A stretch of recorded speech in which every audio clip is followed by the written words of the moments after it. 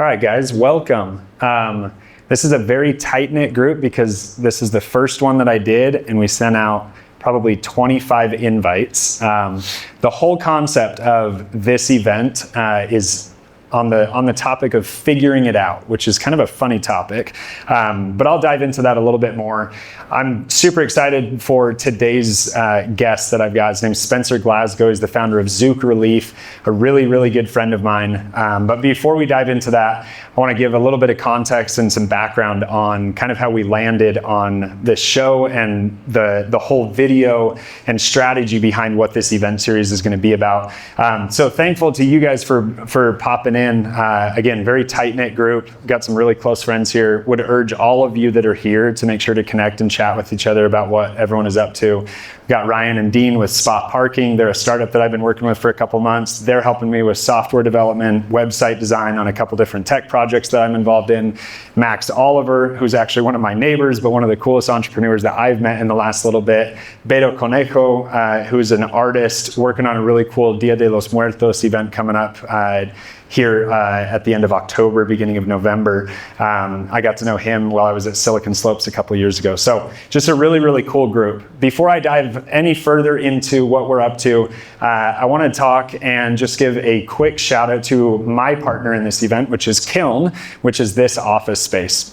So I'm going to invite Jacob up here in just a second. He's going to come talk a little bit about what Kiln is all about. I've been officing here for about 2 months. I moved into Kiln when I started this new venture in business that I've been working on and have just absolutely loved being inside of a Kiln space. They've got 18 locations across the US.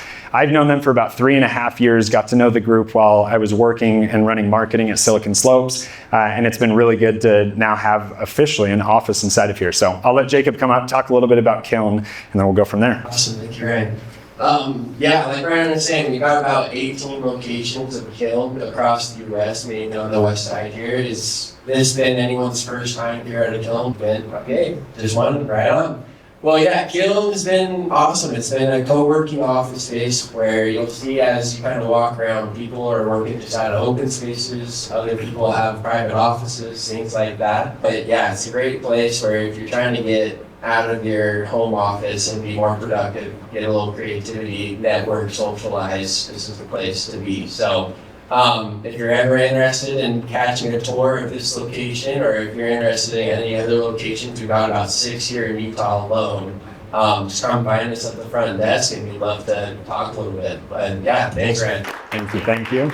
So it's funny, I lived in Indiana for 2 years, and every time I would come back into town, I actually would hold all of my meetings at Kiln. So I'd pop into the Lehigh location. The Provo location hadn't been built yet, but I was always holding any of my meetings in office space here while I was in town. So, all right, so before I introduce Spencer and dive into what we've got going for today's interview and chat, I want to give a little bit of context about this topic of figuring it out, which is a topic that I'm really passionate about. So rewinding 6 years ago, I was running marketing in the athletics department at UVU.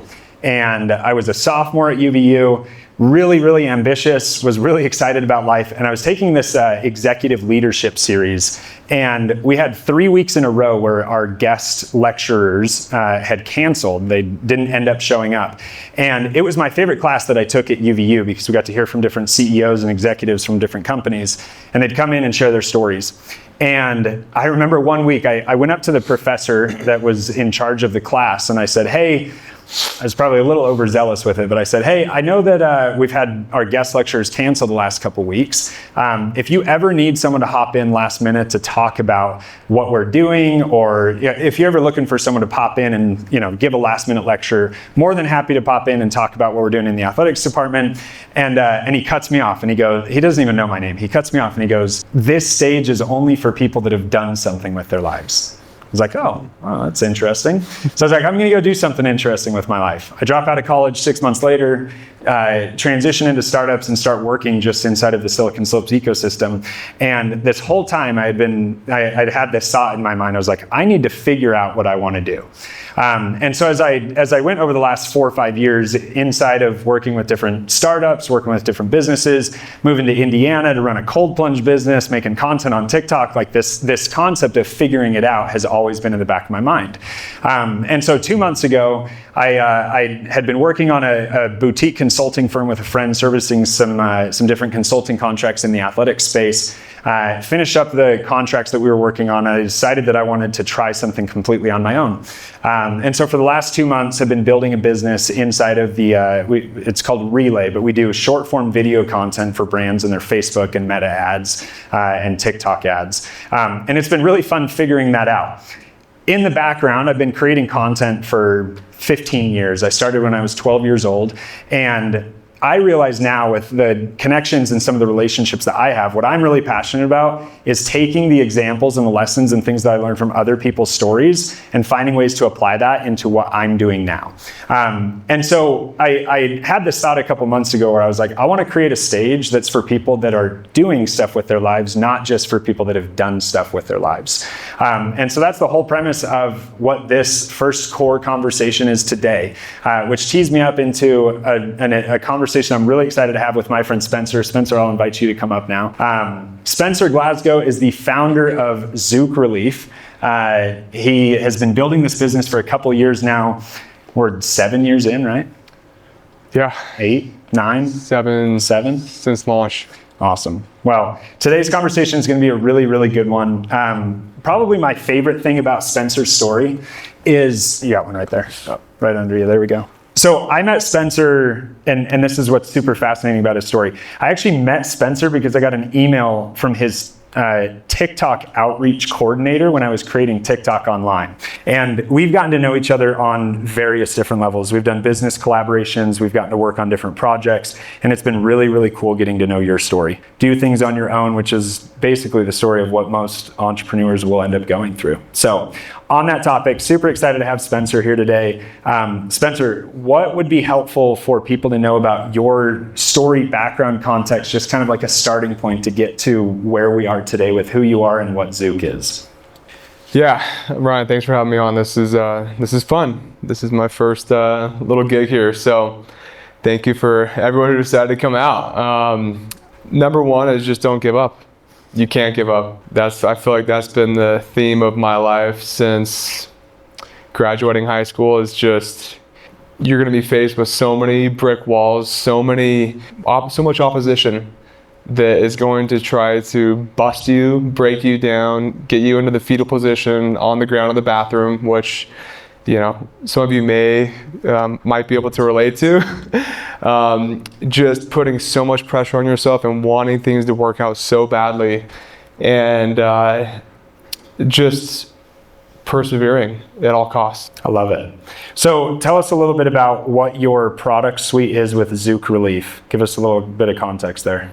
Yeah, this is the Zōk tool. This is what changed my life 9 years ago. I don't know if anyone's heard of the brain rehab clinic, Dr. John Hatch, just down the street here. So I had migraines, headaches 24 hours a day for about 2 years. Went to dozens of doctors, like probably 60 doctors in total. I mean, shamans, which aren't doctors, but the full spectrum of getting kind of relief and getting help. And met this guy, Dr. Hatch, and he stuck this little tool in my ear, and within a couple minutes, the pressure, the tension, like that constant pulsing that I had literally 24 hours a day until I'd go to bed, and then I'd wake up the next day and have that pulsating and pounding. And I will say, you know, most headaches and most migraines are derived or are being, the root cause behind those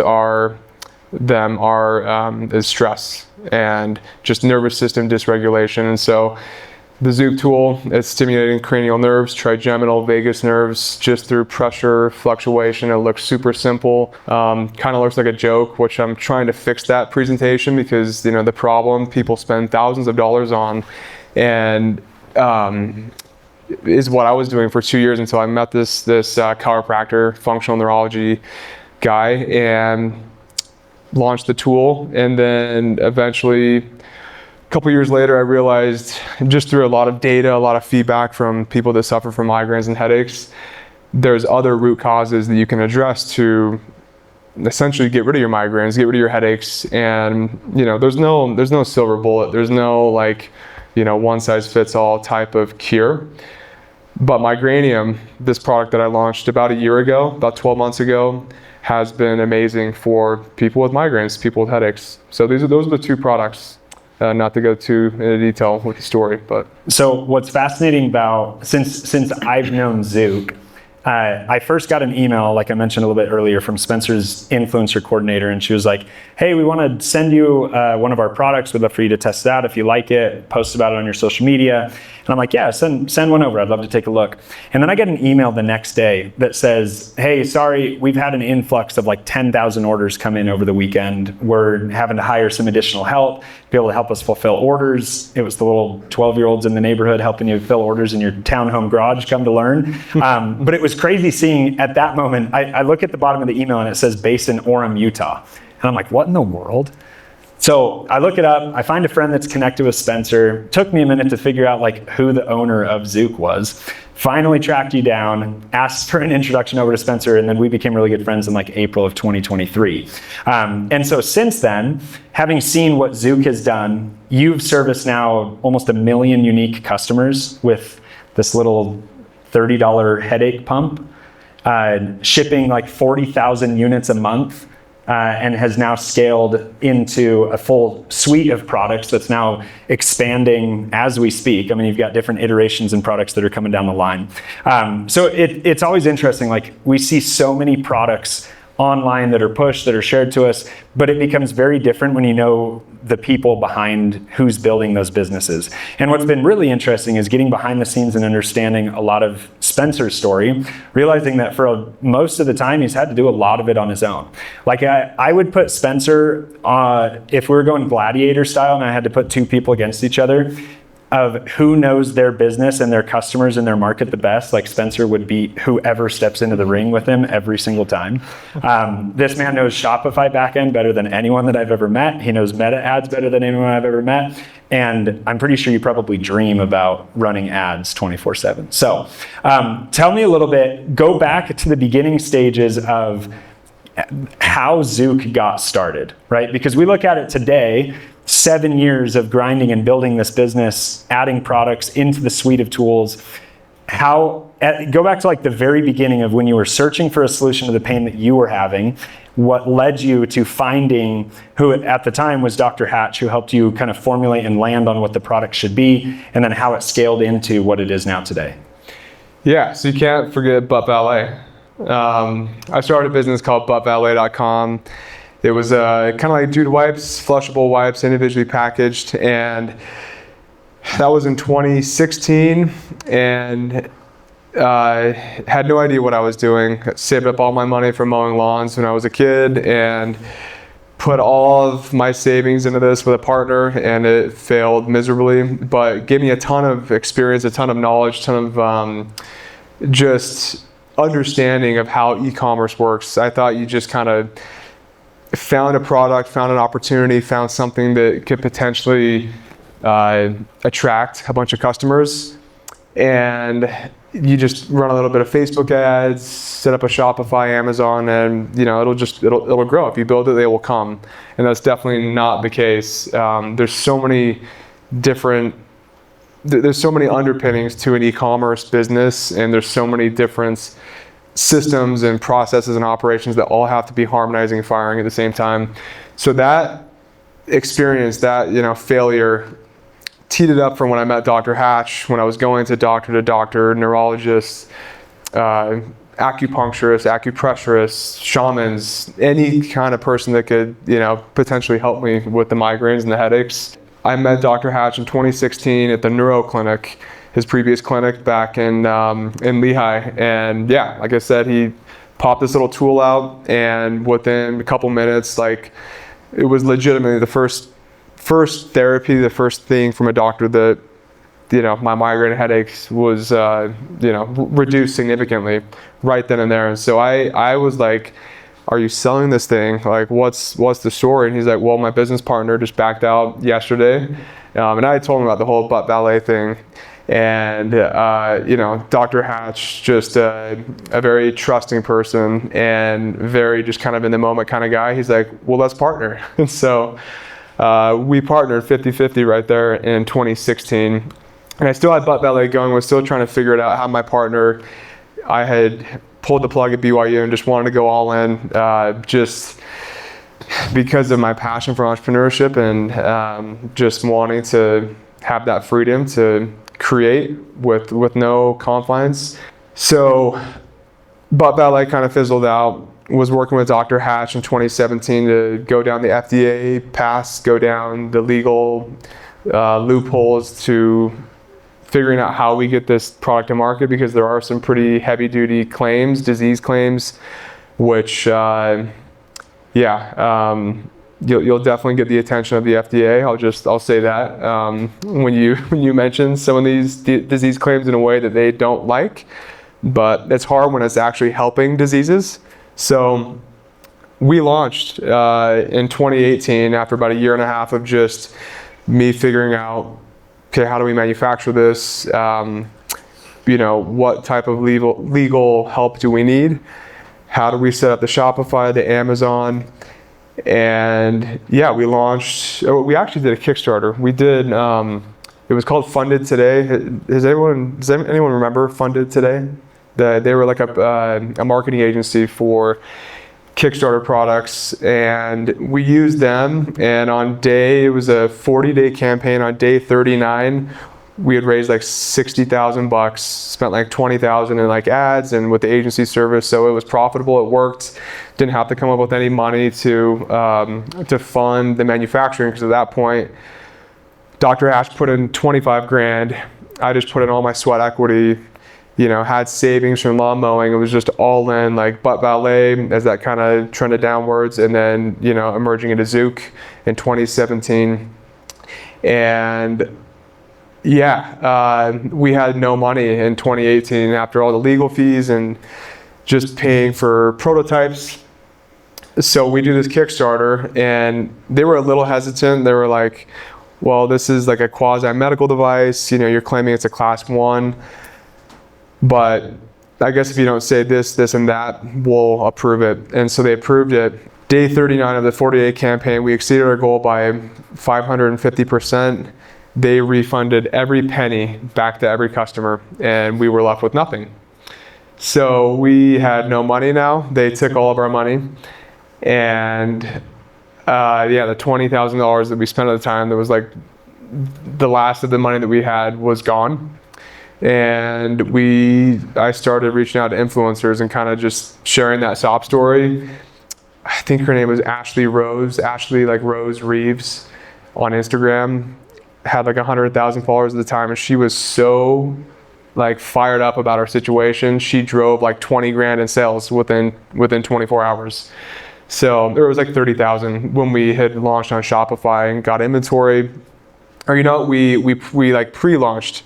We did our own Kickstarter, so we got all that money, probably half the money back into our pockets through this awesome influencer.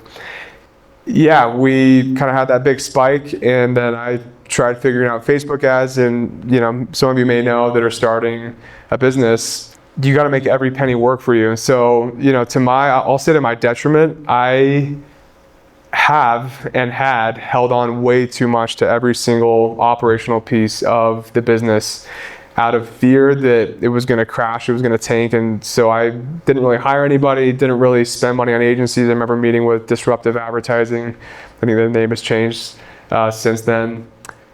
And everything was too expensive. So I really had to figure this stuff out on my own. I think that any founder, any business owner should learn Facebook ads, really Facebook ads, Meta or Facebook and Instagram, like number one, because once you start scaling and when you need to build out a team, you can call, your media buyers BS when they're telling you one thing, it's the other thing, which is so important because most brands, Rise Superfoods, 30 million a month, RE Mushrooms, 20 million a month, Groons, 20 million a month, like all these brands that are just, you know, at these massive scales are fueled and pumped by Facebook ads, like 90%.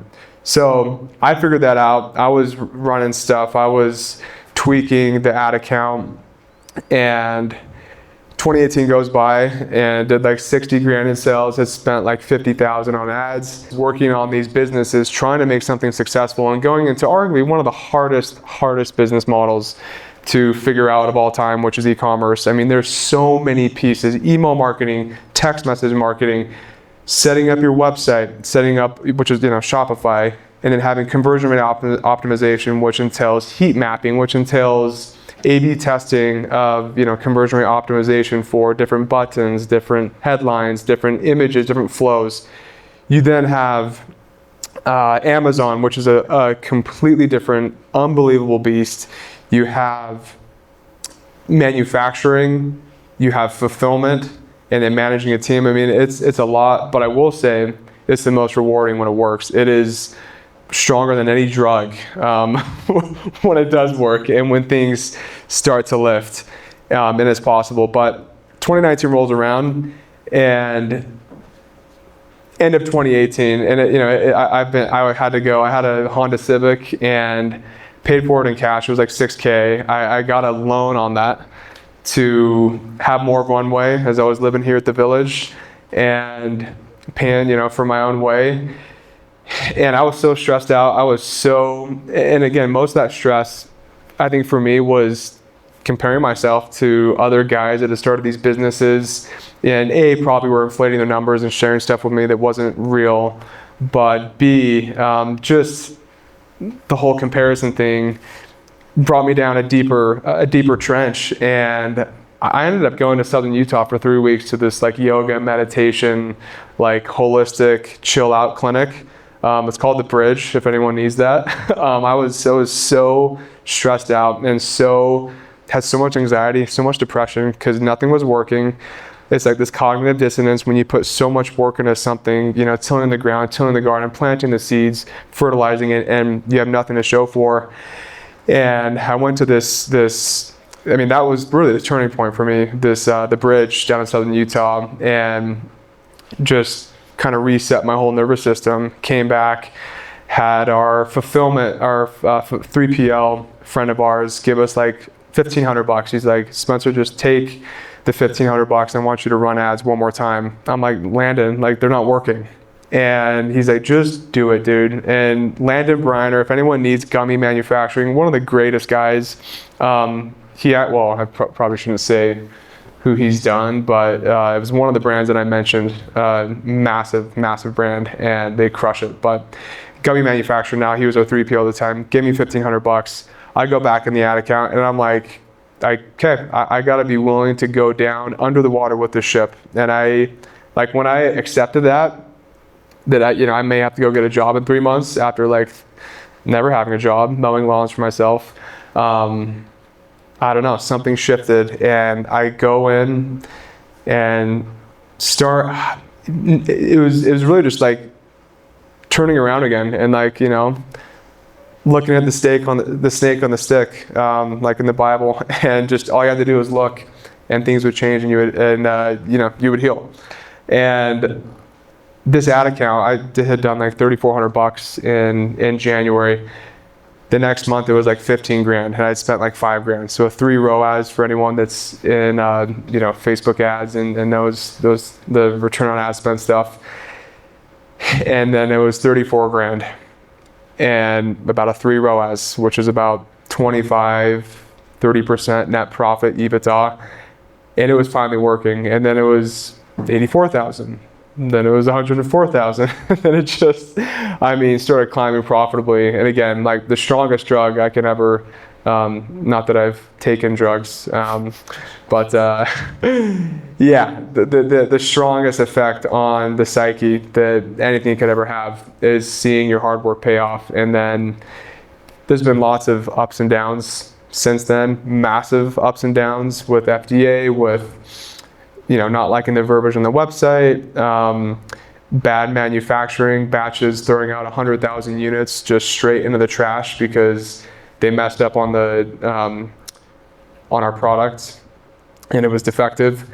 And then issues with Amazon, which we can maybe touch on a little later, but that's kind of been the story. I mean, issues with partnerships. I mean, Dr. Hatch and I, we are no longer in a partnership, and I think he's a phenomenal person. Things didn't work out, and it's an interesting story. I was able to, the business had kind of declined after iOS 14, which is when all the updates happened, where Apple divorced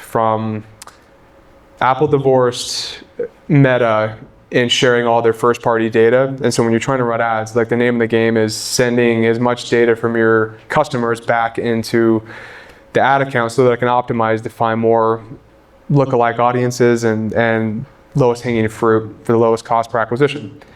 So anyways, got the business into my hands, and I own the business out right now. But yeah, lots of ups and downs, lots of challenges, but you just don't give up. There's a ton. I wish we had like 5 hours, but I would bore everyone else, but I would love to hear all of the details in it, and I know most of them. But I think what's so interesting, going back to the very beginning, you said for about a year and a half, you just spent time figuring out how to make the business work. In theory, that's like a short ripple of time, but a year and a half is a really, really long time. Plus, you had been working on Butt Valet, which I still love. Do you have one on you? You always have one on you. I don't. This is the first time Spencer's never had one of his individually wrapped butt wipes on him, so I will say that. They're all dry. They've been sitting in a warehouse, a garage for 6 years. So you had been working on that business on your own, and then you get connected to this person that has something that they're working on. And then you spend a year and a half basically trying to figure out, what are we going to do? How are we going to build this business? Like 2 years. 2 years. Yeah. How do you, what are you doing during that year and a half? You mentioned all of the different facets of a working e-commerce business, everything from email to social to ads to the full engine. It can be daunting at the beginning stages to look at something like that and be like, I know that I need to do all of those things. What was the first thing that you started with? Facebook ads. That was where you started. That was the very first thing. Facebook ads was brutal. I mean, some of you may have seen all the people that sell courses, and I had bought a course and just trying to, see if there was a little hidden gem in there. Sometimes there can be. Most of the times, there's nothing in there. But it was really Facebook ads, because that's the only way you can attract and scale customer acquisition at scale. Influencers, not a chance. You might be able to find one. You might be able to find a diamond in the rough, but it is a diamond in the rough if you can figure out a way to acquire customers. And what I really learned this past week, I was at this event called Commerce Roundtable down in San Diego.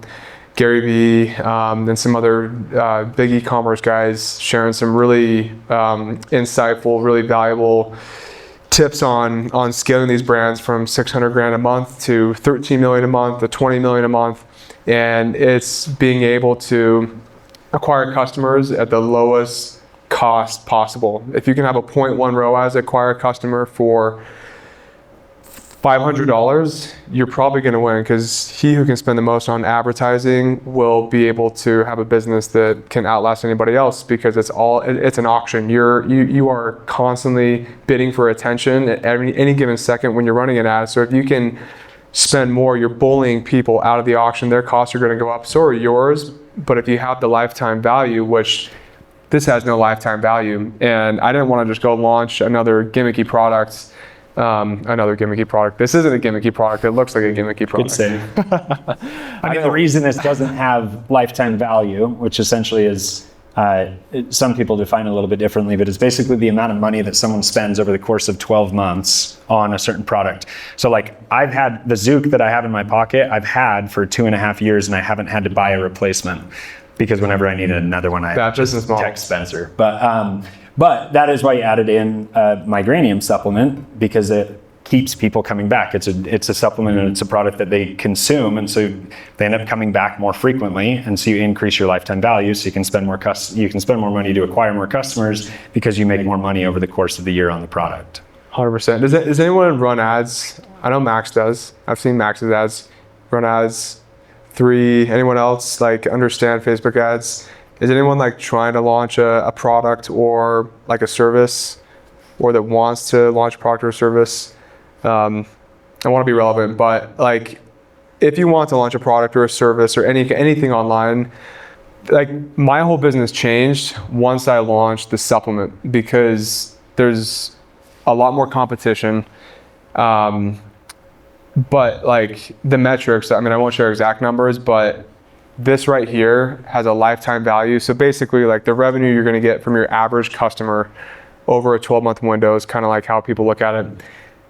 It's 450% higher than this, which you can imagine, because this isn't a consumable. I wish it was. It'd be a healthier business, but it's not. But the acquisition cost on this product is exponentially lower than this.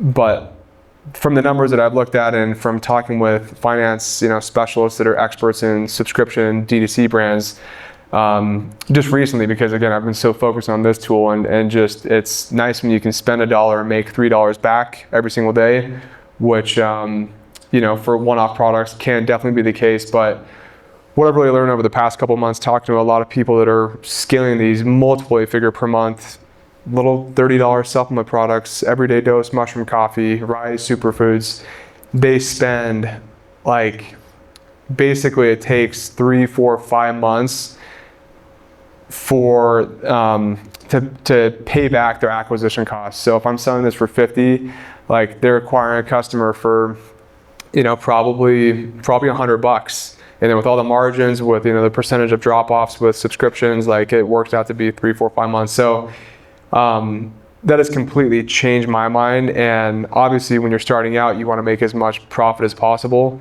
And I think like you can follow the aggressive scaling model where you can afford the lowest possible acquisition cost if you've got hundreds of thousands of dollars or millions of dollars, which most people don't when launching an e-commerce brand. But if you can just have that in your mind, like that is the unlock that I've learned and that I've started to follow the past several weeks, which completely changes the game, because it's this compound effect where you're trying to build recurring revenue. And of course it's tailored to recurring revenue types of products or services. But it has made me completely rethink how I scale products, launch products, and where I want to innovate next. But back to your question, Ryan, I think the most valuable skill and asset you can acquire is Facebook ads, meta ads now. But because that's the number one driver of all e-commerce brands, of all really businesses nowadays. Well, and I think even taking it a layer deeper, right? In order to be good at ads, you have to understand, one, what is my product? What problem does it solve? Who's my audience? Who is it built for? And then how do I position it to actually solve their problem, right? And then once you can't do that. You can't run ads until you have that proper understanding. Because everyone that I've worked with inside of different businesses, when they say, oh, I've tried Facebook ads or I've tried running advertising, it's because they don't properly understand who their people are. Looking back, what was a lesson that you learned from Butt Ballet that ties into what you're doing with Zōk? I would probably say having a higher priced product helps. Like Butt Ballet, we were selling the wipes, a pack of 30 for, it was like $9.95, like nothing, $10. And then I was running ads to the website, and I think we were charging like $4 for shipping. So that ended up, making the average order value like $14. And probably the biggest takeaway was having a product, like starting with a product. You look at any kind of business, I think there's a couple great businesses around here. You look at Thread wallets, like they started a couple years before me and they're a monster now. They started with their little wallet, but I think they were charging like $30. Like selling a $10, $8, $15 product is hard, but I know you can do it. Now I know you can do it. And what I learned from Butt Ballet, on top of having a higher price, is really just bundles. Like if you look at like Poopery, obviously a massive, Harmon Brother type of product that went massively viral. They, like back when they were at their peak, they were offering bundles. And so really, to go deeper, the biggest thing that I learned is average order value. If you can sell someone as many products as you can on that first purchase, it's going to offset your ad cost, which obviously is going to help you to scale. And on top of that, I think, just understanding how just the whole ecosystem works. Like, the name of the game is setting up Amazon, setting up Shopify. You run all of your Facebook ads to your Shopify, and 15 to 40%, depending on what category you're in, of customers that don't buy on Shopify are going to buy on Amazon, unfortunately. They own all of your data. You have no access to your customers. And it sucks, but it's kind of a necessary evil, because once you kind of get in the algorithm on Amazon, it's kind of like you just set it and forget it. Obviously, depending on the category, like if I just turn my ads off with this, like my sales tank. But on something like this, where people, no one's looking for a headache relief tool. They're looking for more, like there's a lot of education here, but because of the price point, because of the novelty of it, people buy it, and they know there's a money back guarantee, because they know that it's not going to work on everyone, and people are willing to spend $30.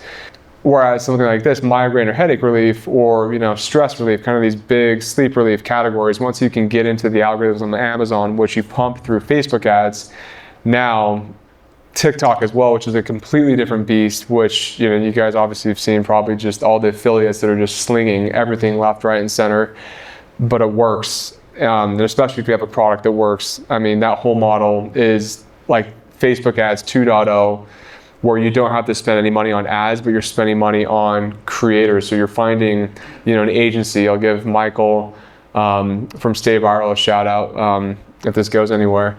But like you go to someone like Stay Viral, they've got 1,000 affiliates, and you pay them $10 to $20 per video, and they'll post a TikTok per day, and all you need is one of those videos to go viral. Then everybody else jumps on, they copy the hooks, they copy the viral features of that video, and then you have a second and a third. And if you have 10, 20, 30 affiliates, then you've created this tidal wave, which some of you may have seen with some of these products like Nello, Super Calm, the Neuro gum, like the L-theanine caffeine gum. It's all affiliate driven, and their Facebook ads are probably pretty minimal, because the ROI on TikTok right now is so insane that you can basically forget about Facebook ads, but it's a lot more consistent. So you kind of you want both firing at the same time. It's interesting hearing you talk about that. Again, I keep going through this concept of like, there's so much that when you're early on in a business, there's so much that you need to learn how to do. There's a really good book that a lot of like sports psychologists recommend. It's called Chop Wood, Carry Water. It was recommended to me by one of my friends, Ben Barkis, and he recommended that I read through. And there was a chapter that I read that talked about the concept of not just knowing the map, but knowing the terrain. And so, talking through this kind of parable, who would you trust more? Someone that has studied the map for 25 years and know exactly what, this is where this trail says it's supposed to be on the map, and I know this so well, and I know the different colors in the direction. Would you trust that person, or would you trust the person that has lived in the mountains, in the terrain for the last 25 years, right? It's spending time in the terrain, not just studying the terrain. And I think that's what's really interesting about your story, is that there's a million things that right now you still do by yourself. You've had some support that you've hired, and you've had people that have been able to take things off of your plate. But there's so much, what I'm always fascinated by is the sheer amount of terrain that you understand when it comes to this area and ecosystem that you work and operate inside of. So it's interesting looking at like the beginning stages of a business. Steve Jobs always says you can't connect the dots looking forward, you can only connect the dots looking back. And so it's easy looking back being like, yeah, I'm glad that I did butt valet because it connected into this. And then I'm glad that I ended up having headaches because it then connected me to trying to find all of these solutions, and I spent all of this money, and then I found Dr. Hatch, and then I found this product, and then this product ended up being something massive. And now it's scaled into what it is today, right? And it's built relationships, it's built friendships, it's built opportunities for you to get in the door with people and build things that you never thought would have been possible. And so, a couple of years ago, you ended up splitting from the partnership. You then scaled the business into where it is now, and have spent the last couple of years 90, 100-hour weeks, just absolutely doing everything necessary to build it into what it deserved to be. Now looking at the business of where it is today, and kind of as we like wrap up a little bit to a degree, what is one risk if Zōk was to shut down tomorrow, right? Everything goes away. What is one risk that you wish that you would have taken and you would be upset if you didn't decide to take that risk? On the current business. On the current business, yeah. Yeah. Something that you've wanted to try in the business, an idea that you've had, spending money in an area that you don't know if it's going to return, not your bread and butter like Facebook ads, TikTok. Like, what is something, if the business were to shut down tomorrow, you would look back and regret for having not tried? Yeah, okay. Definitely doing what Gary Vee said, which is posting 3 pieces of content per day around migraines, around headaches, and just getting in front of the camera more. I've made a bunch of my own ads just with my phone and shooting it in random places, in the outdoors, in the car. And I've kind of backed off that and let the creators kind of, the influence, or the affiliates and the creators kind of carry the creative online for Facebook ads, which you have to pump that full of creative like every single day, every single week. I would say going deeper, which I've been meaning to do, just there's a lot, but a close second would be investing in more team. It's just been so bloody hard to let go of certain areas, and I've hired 4 agencies for running ads, but every time I bring an agency on, the performance drops.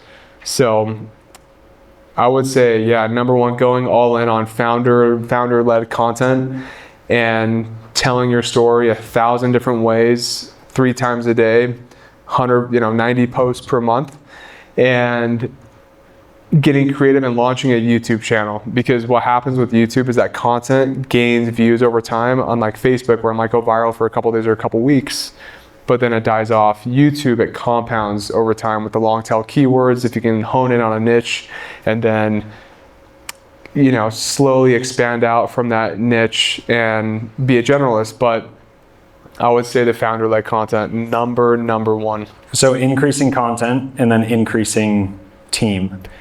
Yeah, it's a very close second. So on that topic, because since I've known you, you've had someone that's helped you with landing pages, you've had someone that's helped you with email, you've had someone that's helped you with partnerships and some customer service. You've hired a lot of agencies. Agencies aren't going to love your business as much as you do. If you were to say, this is the next role that I'm going to hire for, it's really is like your first full-time person to come into this 7-figure e-com brand that you've built blood, sweat, and tears for the last 7 years. Did not mean to rhyme that, but that was nice.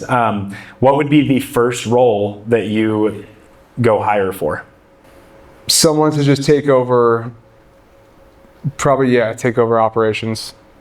Or project manager. I've been the project manager. Someone that can take over just managing all the, the email team, the website development team, the fulfillment, making sure all those little areas, those little pods are taken care of. And, Max knows this. Max has 50 employees, 40 employees back there, all over the world. For me, I've got a lean team, but I think, you can get these virtual assistants overseas, for a very great price. And, due to the destruction of inflation in our country, paying someone $5 an hour in the Philippines is actually, a pretty killer gig, believe it or not, right? So the conversion rate is very nice. I think probably most people fail when launching I shouldn't say a business, but at least in e-commerce, for something I can speak to. Most e-commerce business owners fail because they get way too overwhelmed. And that was me. I had to kind of start and stop, once, and then I broke my back. That was a couple, months out of the game. But just the stress and the overwhelm of juggling way too many things. You can get help for, $500 a month. Part-time, $400 a month, just to do the really tedious, overwhelming things, because there's so many different, areas you have to manage. And 90 to 100 hours a week. That's definitely not the case. Like when I would hear that, you know, it's like, man, I'm a loser. Like you can, I think 4 hours, you know, a day of like really focused work, you can go build a, you know, $10 million a year e-commerce brand. If you have everything set up and harmonizing, like you don't have to kill yourself and, you know, give away your life. It's just about being smart, building out these teams and having the help. So the project manager is kind of what I'm looking for. You know, we've, with the ups and downs and, you know, hiring some people, letting some people go, someone who's a, you know, solid, just kind of bolted on to the side of me that can understand all these different areas of how the engine works. I will live and die on this hill that it is the only way that a business succeeds is if you have the right team around it. And it's truthfully, like when I split and started this business 2 months ago, I at the beginning, I didn't even have a business. Like we didn't have any revenue coming in. We didn't have anything that was making money. And I brought 3 core team members with me, and I was like, we're going to start something, we're going to get something going, and we're going to build something. And nothing that like I've done over the last 2 months would be possible without that core team that I have around. And here we are 8 weeks, 10 weeks later, and we just brought on our 8th employee. And it's terrifying thinking about it. You know, like we've got people that are pulling in different directions, and it goes back to the topic of what's in big bold letters. Like every day we're still figuring it out. Yeah. And we're bringing on people to help in content or start an internship or working with my high school in Chicago to find someone that can help because they wanted an opportunity. Like there's still so much stuff that we're figuring out, but it only happens by spending time inside of the terrain. So I think it's interesting that you say the first thing that you would be looking for is someone that can help. There's always the VA stuff that you can offload, right? That's not necessarily the important work. It's the stuff that has to happen, but it's not the stuff that should take up your time. But it's interesting that the first thing that comes to mind for you is someone that can help you take what you have, organize it, and then help everything accomplish as it needs to happen. So, all right, final question. I asked you what would be a really interesting, or what would be one thing that you would regret if you didn't take a risk on. What is one thing that you have done over the last little bit that you are most proud of inside of building Zōk, inside of who you've become, what you've been working on? If the business were to shut down tomorrow, what would you say, I'm proud of the fact that I did this? Like as of recently or just kind of anything, the grand scheme of things? Well, I'll share 2 things. I mean, number one, just not giving up, because most people, like the book, like the parable says, you know, are 3 feet from gold. You keep digging, and then people want to give up. And, you know, I think at some point it's smart to give up or to, you know, it's never giving up, it's just pivoting. Like you want things to be working out and you want to be able to create that feedback loop to see that your work is creating momentum and you have life. You know, I have been very stubborn and just have not been willing to let go. And there have been some really rough times, like, you know, with the pressure and the stress of like knowing that I'm not going to let go and wanting to let go, but like knowing that I've handcuffed myself. So I'll say, you know, just persevering and taking time for myself when it's been super overwhelming, because, you know, you only get one of these. You got one mind, and if your mind isn't right, then nothing's going to work. Nothing's going to be able to scale. And, you know, meditation has been a huge thing for me. Going on bike rides multiple hours per day has been huge to just keep my system, you know, in harmony. Eating clean, the sleep, I mean, all this stuff, right? Like if you just slowly start moving 1 degree off to the right, things can really blow up in your face. And so I would say just, yeah, staying the course, persevering, but not going super crazy, because, you know, most people, like, you will burn out. It's just a matter of time if you're not taking care of yourself. And then the close second of that is investing into this whole TikTok like ecosystem and paying creators even when it wasn't working.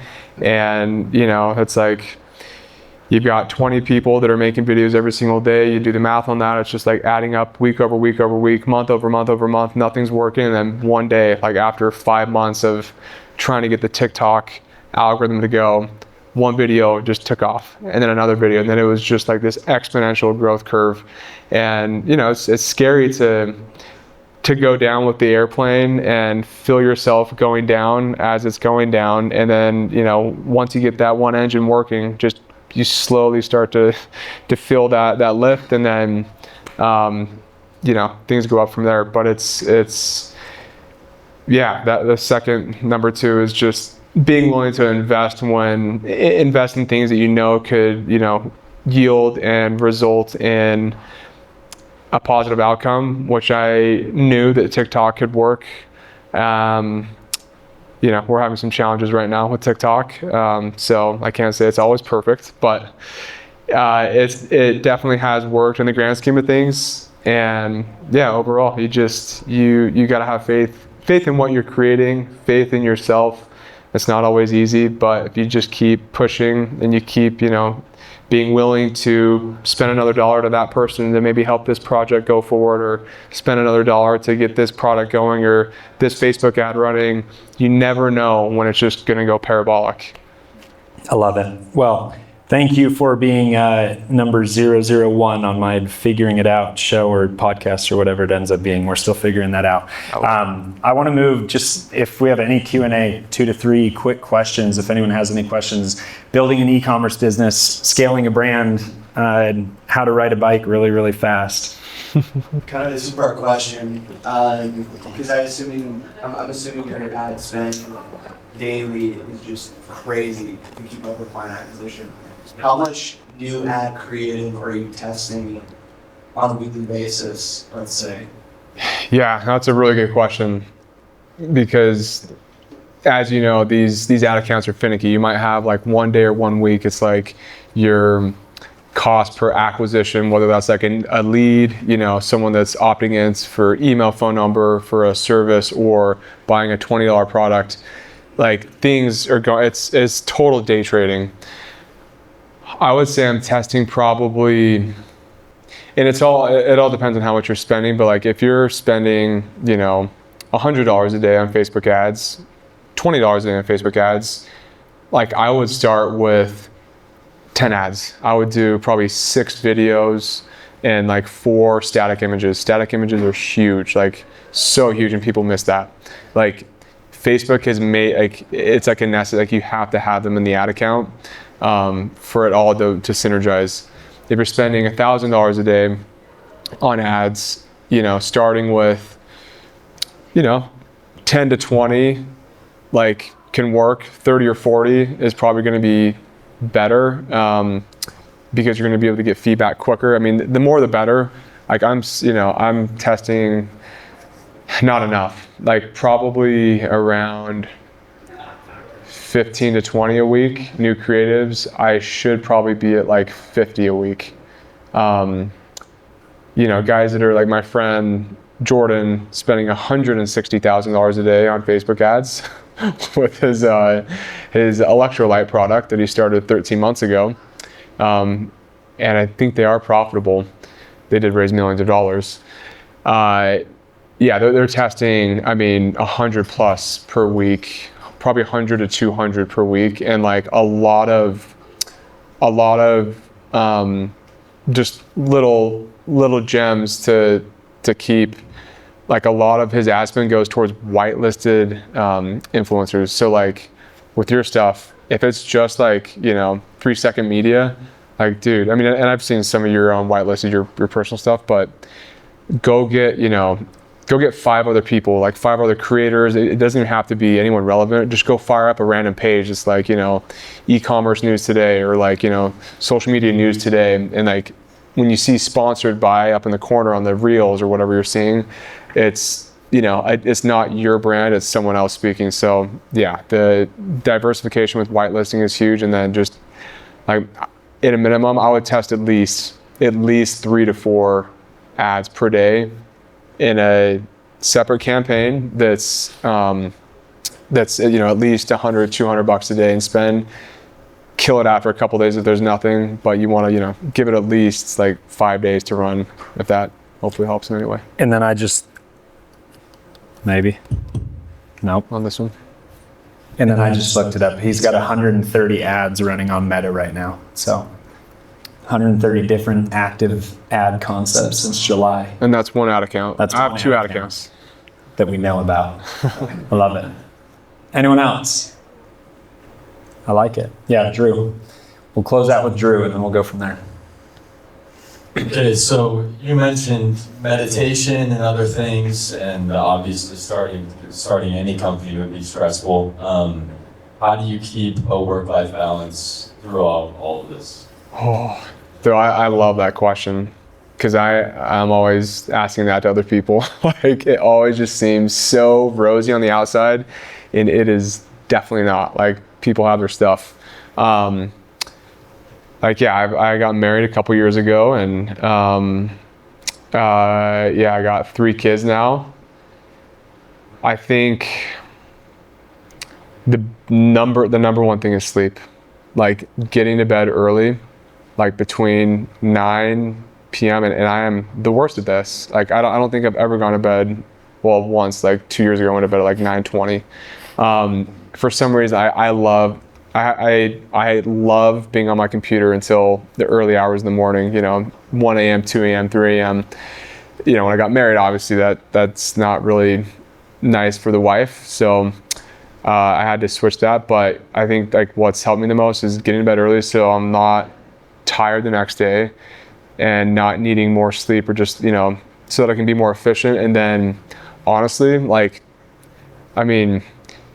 it's not about time. It really is not about time. It is about systems. And that's what I learned from the most successful people out there, and I'm trying to figure this out, is having systems so that you can work 4 hours a week. There's some CEOs that work 4 hours per week. They have hundreds of employees or maybe 10 employees, whatever. It just kind of, depends on what you want. But obviously, when you have a startup, you want to do everything you can to keep that engine going and to keep that life, to keep the life in the business. Because if things dip, or if you kind of let up, you're planting fewer seeds that are, only going to manifest 3-6 months down the road. So I think, I don't know, from a time standpoint, if you could carve out 4 to 6 hours of extremely focused work with 0 distractions, from my best days, from my, people that I talk to, that's really all you need. 6 hours of laser focused, and then you've got, the rest of the day to, help your wife or kids, or go on dates, or, go to the gym, or, you can definitely do it all, but it's having the discipline with time. Hopefully that, helped a little bit. I think I would add one thing to that, just something that I've seen. A couple weeks ago, my wife, we were sitting at the dinner table, and she's like, "Hey, I want to bring this up. I know that you've been really, really busy, but I don't know if you've noticed, the last 2 weeks, you've only been home for dinner once each week." I'm like, "Oh, 1 out of 7. I didn't graduate college, but I know that that's not a good statistic." So, something that has really helped us, and kind of where I would draw the comparison, regardless of if you're married or not, or if you're living by yourself, setting aside time to make sure that you're home and present in other things other than just being work 24/7. And we go through seasons in life, right? Just like any crop season, you're going to go through a planting season, you're going to go through a watering and a cultivating season, you go through a harvesting season, and then you're going to go through a dead season where it takes time to regenerate and get the grass, or get the soil back to where it needs to be so that you can plant again. And my wife and I are very, very open and honest with each other. I'm like, "Hey, I'm stepping into a really busy season, and it's going to be exhausting. I'm going to be working probably more than I have the last couple months, but it's not going to last forever," right? Because we've seen this cycle. And so I think being very open and honest about when those seasons are, but then also making sure to set intentional time aside to be present in other areas of life, and then holding true to your word, right? Because if I had said that and said, "Oh, I'm sorry that I haven't been home for dinner the last couple of weeks," and then the next week I was only home for dinner once, that then, not just to my wife, but also to me, is just as impactful, because I'm not holding true to my word, which it doesn't allow me to then be present in other areas of my life. So, great question. Spencer, thank you for your time today. I really appreciate it. This was a good first little beta test run, getting proof of concept. I do have on the next slide, we've got another event coming up in October that I'll be sharing some more details on. So if anyone wants to scan the QR code and stay up to date on that, details will be coming in the next probably week and a half, 2 weeks on the next event. But that is all for today. Spencer, seriously, thank you so much for coming. Great conversation. There's so much more that we could cover. We've already hit an hour, but I absolutely love everything about your story, everything that you're about and what you've grown. I'm excited to see what Zōk does in the next year and a half, 2 years, 3 years, 7 years, double the lifetime that the company's been around, but even more so grateful to call you a friend. So thank you very much. Thanks, Ryan. All right.